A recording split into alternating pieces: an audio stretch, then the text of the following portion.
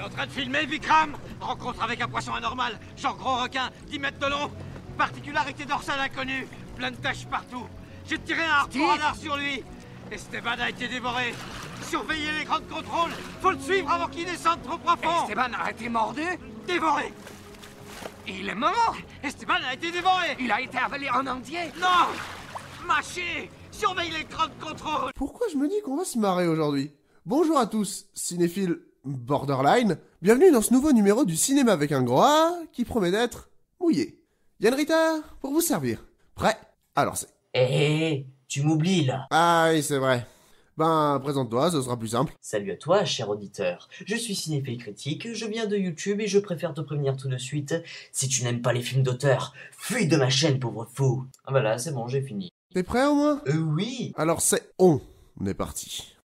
Chaque semaine, retrouvez le cinéma avec un grand A sur Cinéma Radio. À toi de choisir. Je t'exploserai moi-même la cervelle. Votre bouche est trop près de votre rondelle. Pauvre crétin. Mais tu vas faire quoi, hein? Vous mourrez avant d'avoir pu recharger. Portrait d'acteurs et de réalisateurs. Actu des séries. Après séance. Musique au cinéma. Top et flop. Petits secrets entre cinéphiles.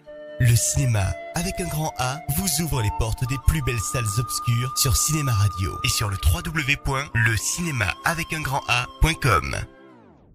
En fait, c'est quoi le film du jour? Sérieux?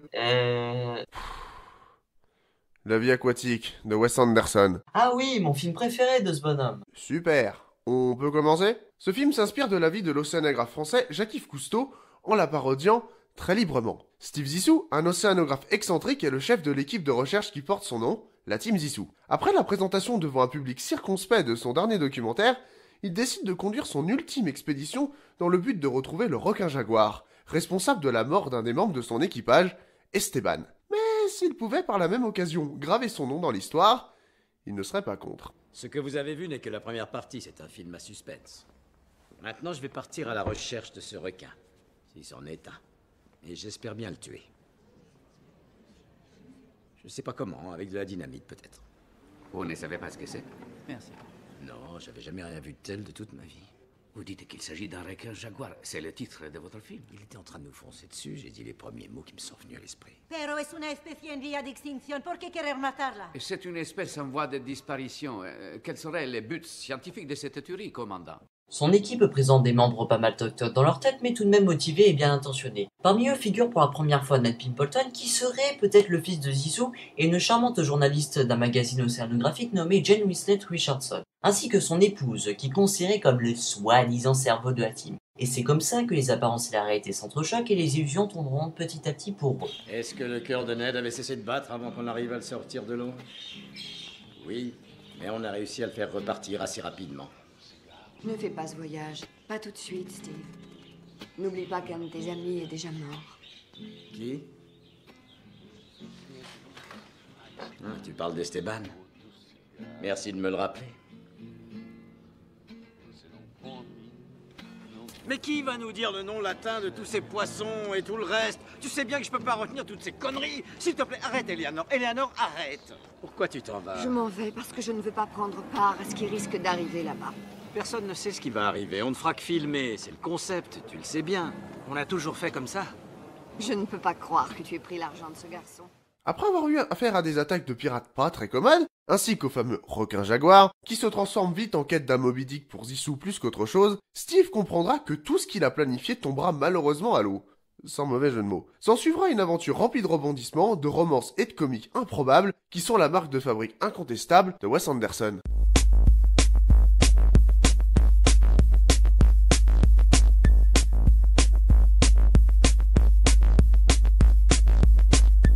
Lightning Strike Rescue, extrait de la BO de La Vie Aquatique. Les premières minutes montrent une projection d'un documentaire fait par Team Zissou sur grand écran au festival du film de Locasto.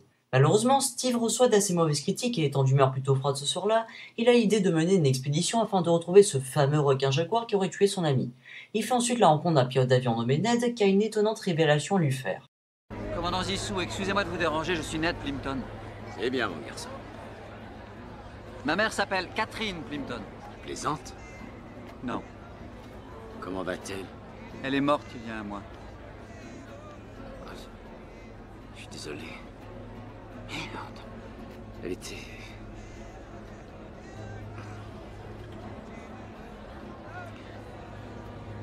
J'ai entendu parler de toi.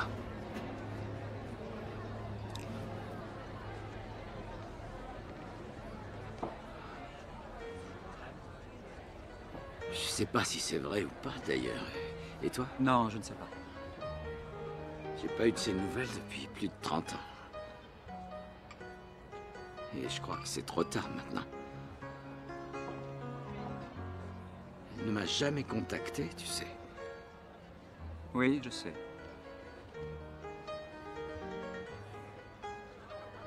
Tu es censé être mon fils, c'est ça? J'en sais rien. Mais j'avais envie de vous rencontrer. Juste au cas où. J'apprécie ton geste.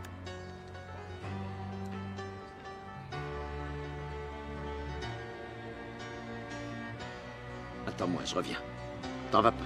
Un première minute montre une projection d'un documentaire fait par Artimizu sur grand écran au festival du film de Locasto. Malheureusement, Steve reçoit d'assez mauvaises critiques et étant d'humeur plutôt froide ce soir-là, il a l'idée de mener une expédition afin de retrouver ce fameux requin jaguar qui aurait tué son ami. Il fait ensuite la rencontre d'un pilote d'avion nommé Ned qui a une étonnante révélation à lui faire. Commandant Zissou, excusez-moi de vous déranger, je suis Ned Plimpton. C'est bien, mon garçon. Ma mère s'appelle Catherine Plimpton. Plaisante? Non. Comment va-t-elle? Elle est morte il y a un mois. Ah, je suis désolé. Merde. Elle était...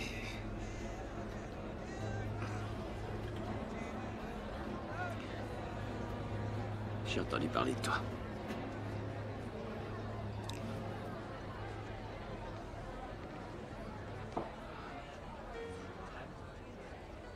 Je sais pas si c'est vrai ou pas, d'ailleurs. Et toi? Non, je ne sais pas. J'ai pas eu de ces nouvelles depuis plus de 30 ans. Et je crois que c'est trop tard maintenant. Elle ne m'a jamais contacté, tu sais. Oui, je sais.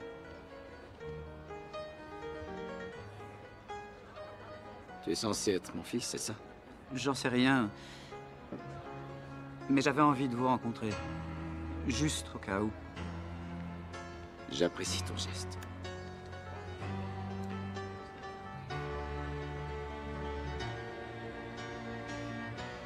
Attends-moi, je reviens. T'en vas pas. Ainsi, il invita à la grande surprise de ce dernier pour son expédition afin de le connaître un peu mieux.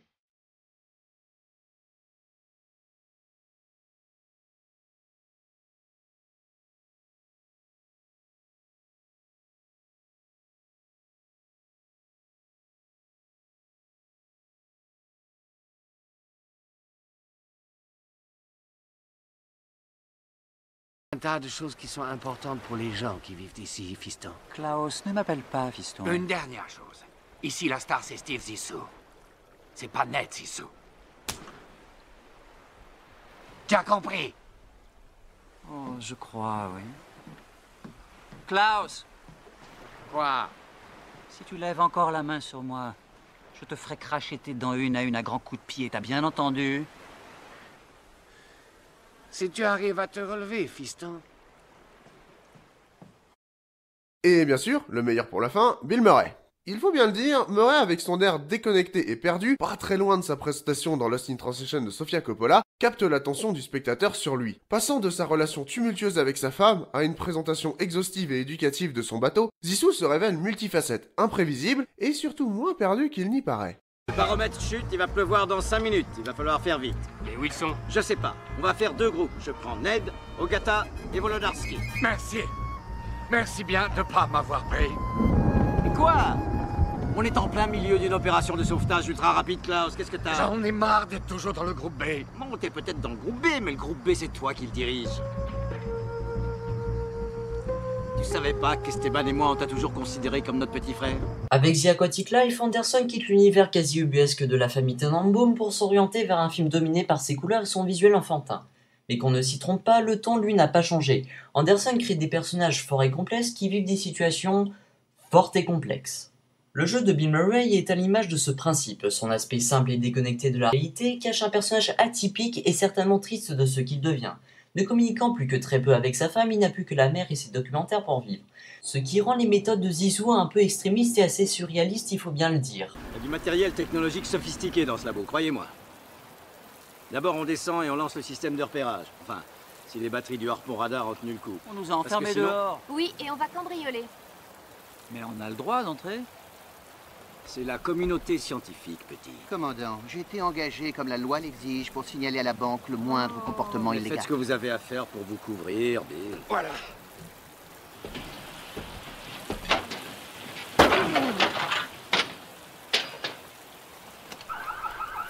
Merde, il y a une alarme. Klaus, descends et trouve-moi des cisailles. La vie aquatique, c'est du grand Anderson, du bon cinéma, de l'originalité et un foisonnement sans égal d'idées plus colorées et barrées les unes que les autres. Ne vous attendez pas à une biographie du commandant Cousteau. La vie aquatique, c'est un hommage à l'image qu'on pouvait avoir de l'homme au chapeau rouge. Une fable, comme tous les films andersoniens, aquatique, poétique et surprenante. À voir absolument, quoi. C'était Yann Ritter. Ainsi que Cinéphile Critique. Oui, c'est vrai. Merci à toi. Pour le cinéma avec un grand A, à la prochaine pour une nouvelle critique. Sanguinolente. Enfin, j'espère.